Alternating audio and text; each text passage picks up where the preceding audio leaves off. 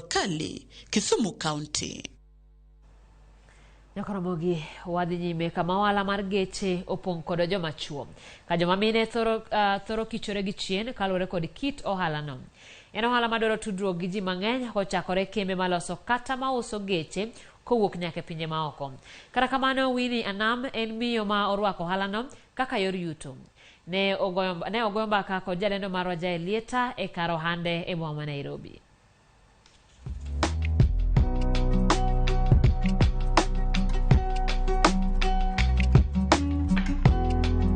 Ohala mar uso geche en mano mathothne ineno ni joma chuo kende ema nyalo timo.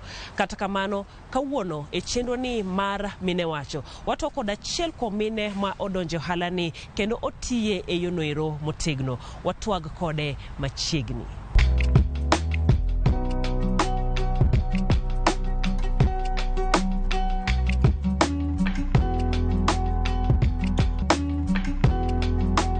Erokamano Winnie kuom tudri kodwa e chenro ni mar mine wacho. Inyalo mana ulori ne joneno mondo ging'ei matut. Anan Winnie Achieng Anam. An nyaimbo aya imbo usigu to atedo Kisumu Kapuonja. An jaigni Pradek Gabirio to wauso mtokni kae. Ohala mar uso mtokni ni nachake chon matin but yao office mar uso mtokni to wachako igni 2020 nachako gi uso insurance mar mtokni sana to nomiyo ang'eyo ji mang'eny e tich e ohala mar uso mtokni ni. Koro kanochopo iya mar covid chande ka ji nobet dala ahinya ji oyueyo to aneno ni nwaloso pesa ahinya kuom ginene kuom uso insurance. Koro wachako tich mar kelo mtokni matin tin ka wauso ne ji. Wauso matin wagolo Japan wakelo. Kanochopo 2020 around mid of the year waneno ni koro we wayao wambe ofiswa kuma ji koro ong'eyo wa koro kik bed ni wakelo achiel to wauso.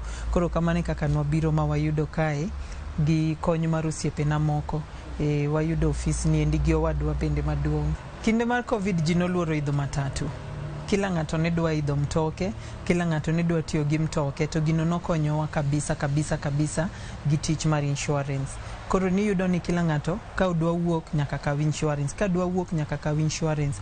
Koro wan nok waloro. Ndalo covid onge kata ndalo achiel mani waloro to gima nokonyowa be Nyasaye ne ber ni just before covid ochakre Insurance Regulatory Authority nokelo gimoro miluongo ni online insurance. Koro gino be nokonyowa kabisa nikech koro nokochuno ni abiri ekiyud insurance. En mana ioro na e simu, ioro pesa e till number wa to waloso ni insurance. Koro gino nokonyowa niwach bende ndalo mar covid no nokwa wuotha ahinya onge tich mang'eny but koro kibet kumoro achiel to inyalo loso pesa, inyakano pesa maber. Koro nokonyowa nobiro time maber. Joma mine mabiro nyiewo gari ka giyiero ga geche kido mane aina mane magihero? Joma mine wan gi pogruok ariyo. Nitie joma mine mong'e mtokni ahinya tibo yudo ni ng'ato kobiro to ose riembo mtokni moko mopogre koro ng'eyo. Koro ibo yudo ni mago sana bod biro to ong'eyo gima mtoka modwaro kendo kosewacho ni mai mtoka madwaro kata kocho mana ni en Prado ne modwaro to ng'eyo odwaro Prado, odwaro diesel, odwaro mokel igamane gi gik moko kamago. And then ntiere joma mine sana makiaga mtokni madwaro. Koro ibo yudo ni obiro kae to en mtoke mokuongo to okia gimodwaro. Koro ana awuon ang'iso giga ni ber ichako mtoka, chak gi mtoka matin, chak gi mtoka ma en petrol mok bidwaro ni dhi e garaja ahinya. chak gi mtoka ma consumption ne ochamo mafuta matin mondo kiko mi bed gi wasiwasi. Then chak gi mtoka matin nikech mtoka matin kichako riembo pimo ndara yot, yudo accident ok ng'eny ga ahinya, and then bang'e kiseng'i riembo kori nyalo dhiye e mtoka ma chunyi dwaro bang'e. En ang'o ma ng'ato winjo bed ni ng'eyo ohala ni mar uso geche? Wan gi laini mopogre kuom mek jonyiew mtokni. Sana nachako gi jo Uber. Lakini nachako gi jo Uber sana koro noero uso mtokni matindo sana lakini mos koro ka nwaendelea ng'ire waendelea uso to wafwenyo ni okochuno ni walor dhodno ne jo Uber kende. Koro wachako kelo mtokni mabet matin, SUVs gieki matin koro sani ndiki ng'iyo to wan gi mtokni nyaka madongo. Nyaka 4x4 ok waus mana SUVs ok waus Uber, but pod wayawo dhot ne jite. Sama ng'ato biro nyiewo gari, gin yore mage ma bende koro ikonye godo mondo yier gari maber? Wapenjo ga budget ni, gima miseneno maybe ndara ma dibe ni mori, kiseng'isowa pesa ma in godo ma idwa tiyo godo e nyiewo mtoka, then wapenjo ni mtoka mane ma diher, ma ineno ka chunyi diher. Koro ka mtoka no nitiere to wakonyi mondo ikaw mtoka no endo. Ka onge to wang'isi ni maybe mai onge but moro ni nitiere mabe ber, maybe mai ber mafuta ne ber moingo moro miero ni ka koro ka lure gi gima chunyi diher bende, but wakonyo kuma nyalre. Nokawa gimoro dweche 7-8 kapod dwa uso mtoka riyo, wakaw moro kendo Japan, kendo kochopo kendo wauso kendo wachako wakaw moro, but bang'e kochopo gimoro 2020 April kanyo koro waneno niwe koro wayaw kumoro makata in kaka jail kibiro tiwacho ni adwa neno mtokni ma un godo to wan gi kumoro mineno, nikech sana joma nyiewo ga mtokni ok dwa ni onyiew mtoka gi dhok, gidwa ni gibi kumoro minyaketo gi gibedi gineni ka gimbe ginyaketo amini kodi gi pesa, giwach pesa. Magidonje magibedi gi test gari, gibed gi ng'at ma nyalo duoko gi penjo matin kamane kaka koro nwaneno ni wayaw wambe ofis wa moro matin kuma ji nyabiro ulose wach mtokni. Kumitie ni kaka aneno ka joma uso geche bende ng'eny, kata Nairobi kendi gi ng'eny kendo gidhuro kabisa. Ere kaka ng'ato biro machopire, ang'o mitimo mondo customers obi to kik dhi kuonde mamoko? Watimo advertising ahinya, walendo e social media, nikech tinde social media en gima ji ong'eyo, ji mang'eny oseyie tiyo kode. Koro wan gi Facebook, wan gi Instagram, wan gi TikTok, wan gi WhatsApp, walendo e social media kabisa, watemo mondo ji ong'ewa. Lakini be wan gi jomoko be mawuotha koro seche moko kilemo gokinyi tilemo ne Nyasaye mondo konyi, mondo ji kobiro kae to in magineni kik ginen jabathi no endo. Koro mano be osekonyowa yudo ji. Lakini sana social media gi koro kaka in king'eya tibong'iso jabathi ni ang'e nyako moro ma uso mtoka, ng'ano be ka chaka konyo moro no be bobiro. Referrals Geche mutiyo godo kata geche ma ikelo Kenya ka kata mokelo Kenya kae wuok e pinje mage? Wagolo mtokni wa Japan, wan gi Japan mwakao direct from Japan, and then wan gi moko be mwakao locally. Samoro ka ininyo mtoka ka ninyo mtoka to ineno ni koro mtoka no isetiyo go moromo ti idwa duoke mondo ikaw maybe mtoka manyien or maduong, trade-in. Watimo gimiluongo ni trade-in. Koro wan gi mtokni be moseti godo mantiere kai makoro waluongo gi ni locally used cars. Wan gi mwagolo Japan, kasto wan gi bende ji madwa uso mtokni to gionge kuma ginyakane mtokni go. Koro jogo waluongo gi ni suppliers. Gin jok mamiyo wa mtokni, waketo kae wauso, to ka waseuso to wamiyo gi pesa gi ya.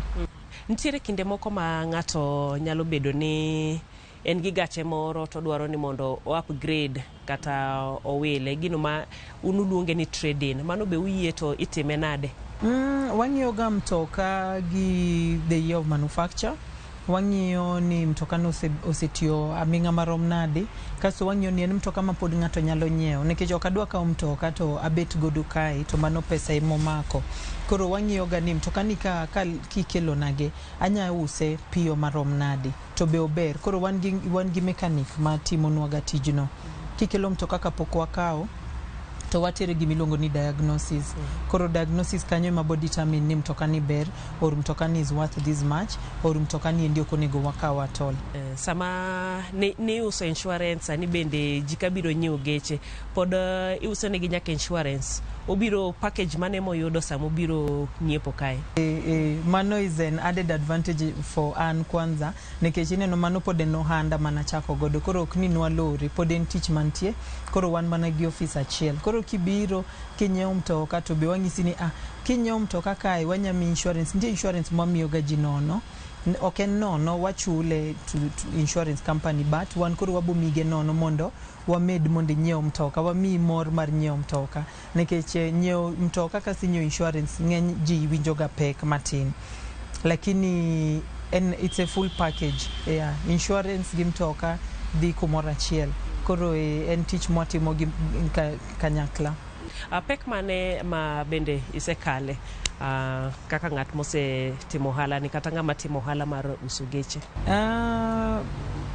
Pek ma osebet godo ahinya en ni ji mang'eny ong'eyo ni tijni en mar joma chuo, ok en mar joma mine. Koro samoro yudo ni ji kobiro ga kae to gipenjo ni gidwa wuoyo gi jatelo, to tang'ne gi jatelo to giwacho ni ok wadwa mai, wadwa jatelo. Koro samoro an gi osiepna achiel ma samoro wagochonega to ng'iso ni ine jatelo, wuo gi ng'ani, or samoro emomiyo atiyo gi owetena bende, nitie wadwa maduong' ma niromo godo mbele chande, koro ka gidwa jatelo madichuo to mane mwamiye, lakini giyiero samoro nitie joma bobiro to dwaro mana ni gine mana ginene kae, joma chuo kae. Koro ka ng'ato biro to ok dwa tiyo koda to dwaro ng'ama dichuo, wamiye ng'ano. Lakini nitie joma kobiro bende gionge gi shida, gibotiya tiya koda, but mano shida sana masebet godo mar tiyo tijni endi. Ng'eny ji paroga ni anana ng'at mondiki ma omako tich, koro gidwa tiyo koda, gidwa tiyo gi jatelo, gidwa tiyo gi jatelo wuon. Advice ma bende inyalo miyo mokwongo joma timo hala ni kae to jonyiepo? Uso mtokni ok en tich mayot, but en tich maber. Onge tich mayot, but en tich maber. En kidwa chake, gima en very very important, make sure ni ji o trusti, ji nigi amini kuomi. Ma ka mi 1 million to aweni kae to kanind kaparra ni ng'acha nyabet ni otiyo gi pesa na, be abo yudo mtoka, be abo timo kamae. To kata ka ng'ato nobiro to maybe omako mtoka to ginene oko tieko chulo, koduogo mi duok ne pesa neno, kiki cham pesa, tijwa ni ng'eny gi pesa, ng'eny gi a lot of cash flow. Koro ki ng'at ma ok aminika to ibo yudo ni tijni bothagi, ji ok bitiyo kodi aming'a. To kata jok moko ma uso mtokni gi, mondo gimiya mtoka mondo iusi, dwaro ni bed ng'at ma ginyalo amini gi pesni gi, ginyanindo to ok gipar ni ng'ani nyakwalo pesa na, ng'ani nyalal gi pesa na, kinyo nyabet ni onge kae. Koro ka nitie ng'at madwa chako uso mtokni, bi mondo wapuonji, ok en tich matek, en tich maber. Mano koro dwaro budget ma pesa di kama chake capital? Chake ok anyal keto pesa ma exact wiye, lure alua ni iyudo nafas marom nade, nikech ing'e ni nafas ni maybe mae dhigi pesa ma kama to moro cha dhigi pesa mopogre, lakini kaka wan ka nwachake to nwachake gi gimoro 5 million.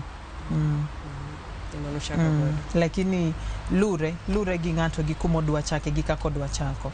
Yeah. Winnie, sama koro watieko neno kasa wabende koro serumo, wachni mogik ma bende inyalo neno go weyo go joneno?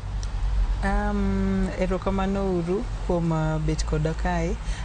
Wachna mogik en ni ohala inyalo tim kata ka in ng'ama miyo kata ka in ng'ama dichuo, en tich ma wanyalo timo. Koro waendelea konyre, waendelea tiyo maber. Ng'ata madwaro mtoka nyalo biro kae mondo wakonye yudo mtoka monyahero kao.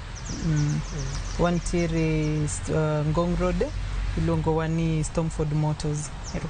Erokamano ahinya. Erokamano mar bedo kodwa e chenro ni mano mar mine wacho. Kuma bende kawuono wasebedo ka wuoyo koda Winnie e wach mar uso geche ahinya pacho kendie to gi gigo mowinjo bed ni ing'iyo sama inyiewo gari. Nyaka odiechieng' machielo, anyinga Jailieta.